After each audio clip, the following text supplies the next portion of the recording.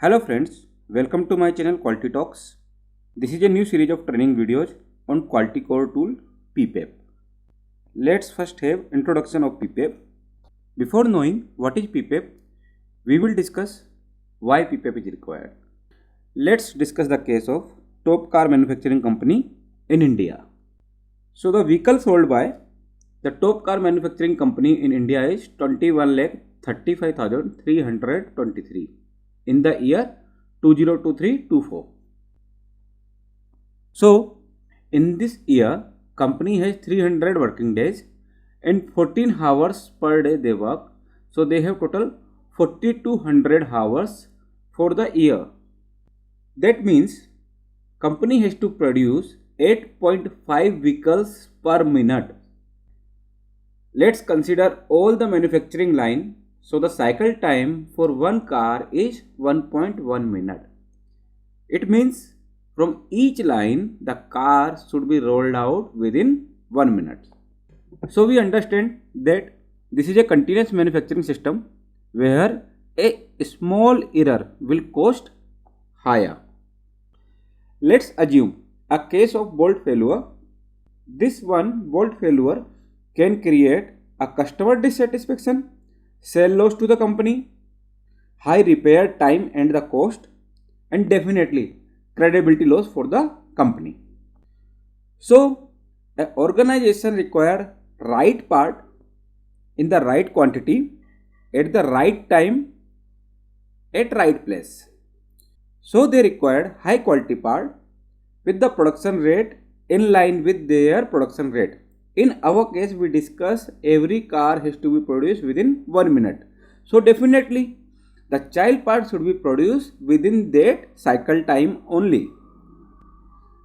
They require delivery at right time and the right place. To secure all these things, company has a tool which is called PPAP. PPAP is a production part approval process. So PPAP is a process by which a company secure high quality parts in the right quantity at the right time at right place. Now let's discuss what is PPAP. So the acronym of PPAP is Production Part Approval Process. PPAP is a tool or approval process for new or revised part or the part from new or revised process. We will discuss different cases where PPAP is required. Right now, it has to be understood if any new part is developed or any existing part is revised, PPAP is required. A new process is developed or a process is revised, PPAP is required. PPAP is a standard that company use to reduce the risk prior to product or service launch. So, organization use the PPAP tool to identify the risk and to reduce the risk. PPAP is submitted by manufacturer to the user of the component. In the example we discussed, the top company which manufacture highest cars in India have different vendors or suppliers who supply them the parts. So these suppliers are the manufacturer of the parts and they supply the part to the OEMs, overall equipment manufacturing companies. So manufacturer give the parts to user, that is OEM. So manufacturer submit the PPAP to the user of the component. The PPAP process consists of some documents, those to be submitted by manufacturer to the user organization. So in PPAP process, actual production trial is taken and based on that actual production trial, documents are updated and those documents are submitted to the user organizations.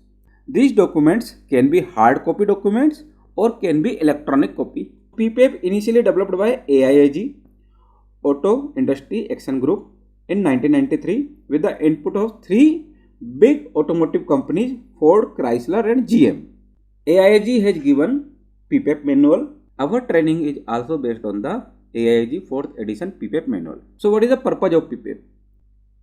So the first purpose of the PPAP is provide evidence that all customer engineering design record and specification requirements are properly understood by the organization. We discuss the manufacturer submit the PPAP to the user. So manufacturer has understood the requirement given by the user. That is the first purpose of the PPAP. Second purpose, to demonstrate the manufacturing process has the potential to produce product that consistently meet all requirements during an actual production run at the quoted production rate. We are summarizing the purpose then. First is understanding of design requirement and specification.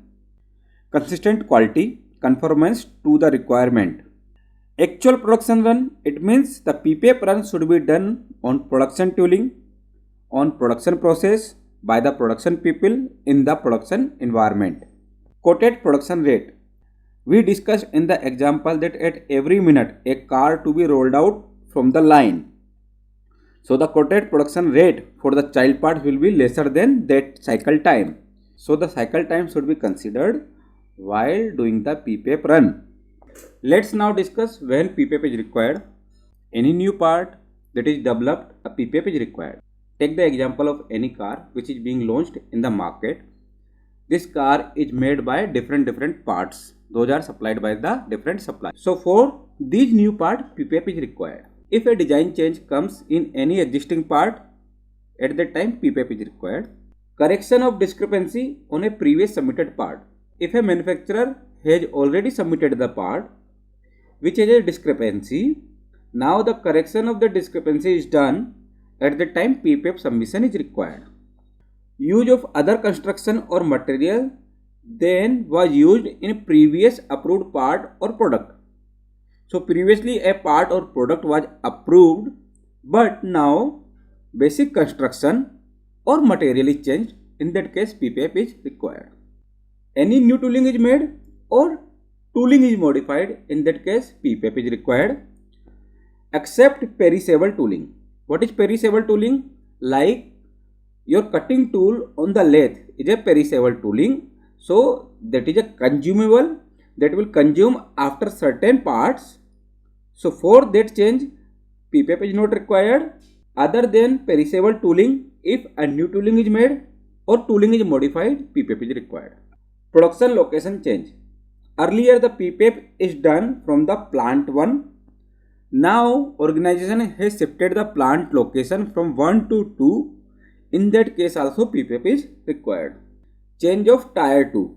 A supplier has changed his sub-supplier, like a change in heat treatment supplier or surface treatment supplier or etc. In that case PPAP is required. Inactive tooling more than 12 months. It is a case where a part was earlier being produced. Now that part from last 12 months is not produced from that tooling. It means tooling is inactive from more than 12 months. In that case PPAP is required. There are cases of bulk material also.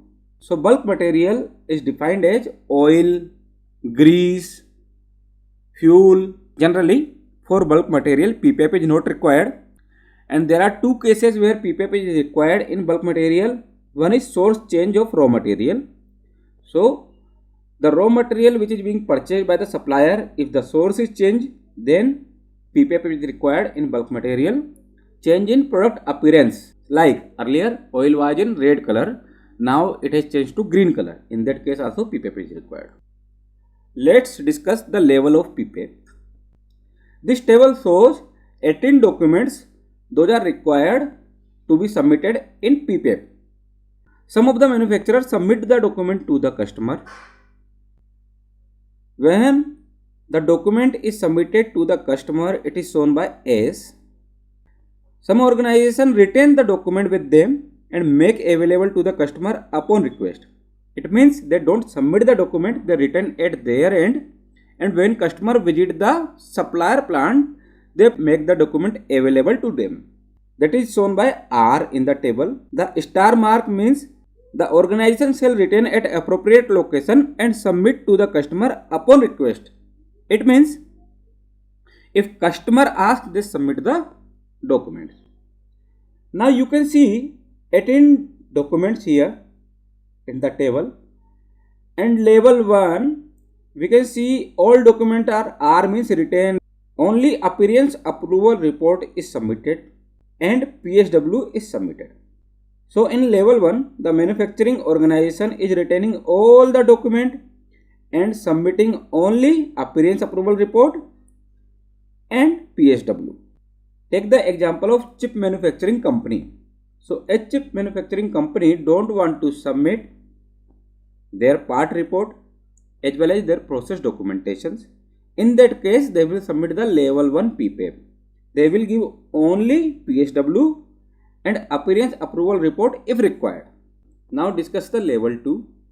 We can see design record, engineering change document is submitted, but process documents are written like DFMEA, PFMEA, process flow chart, control plan, they are written. In that case, all the process documents are not submitted to the customer. Only part conformance documents are submitted to the customer. Let's see level 3 PPAP where all the documents are submitted but master sample and checking aids are written. So they are definitely will be at the supplier end. Master sample will be at the supplier end. Checking aids will be at the supplier end only. So level 3 all the documents are being submitted. Level 4 we can see the star marks. Level 4 give the freedom to the OEM to define their own requirement with different suppliers. They can sign off different requirement with different supplier also. Okay, supplier 1 they will ask all 18 documents, supplier 2 they will ask a limited documents based on their relationship and confidentiality agreement with the suppliers. Level 5 we can see nothing is being submitted, everything is being retained. This can be the case of like bulk material for oil. This is the summarized table of different level. Level 1 only warrant is being submitted. Level 2 warrant with the product sample and limited support data to the customer. Level 3 warrant with the product sample and complete supported data. Level 4 warrant and other requirement as defined by the customer. Level warrant with product sample and complete supporting data reviewed at organization's manufacturing location. So they are not submitting anything. So this is all about PPAP introduction. When PPAP is required, why PPAP is required, what is the PPAP and different level of PPAP. Now in further videos we will discuss each and every document in the details. Thank you very much.